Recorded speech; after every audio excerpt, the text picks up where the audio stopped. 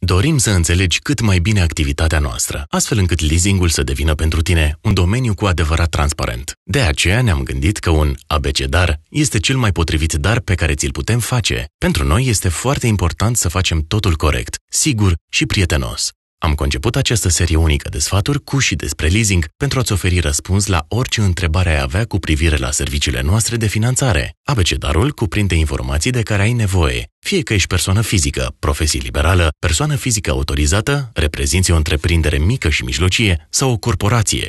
Pe măsură ce parcurgi lecțiile din abecedar, înveți de ce leasingul poate fi soluția potrivită pentru nevoile tale, afli care sunt etapele unui contract de finanțare, vezi care sunt cele mai bune variante de asigurare a bunurilor și găsești care sunt soluțiile în cazul în care întâmpini dificultăți. Abecedarul de leasing financiar este ghidul tău complet de la A la leasing și o doză de încredere pentru tine și afacerea ta. Intră și citește-l în exclusivitate pe magazinul de încredere.ro.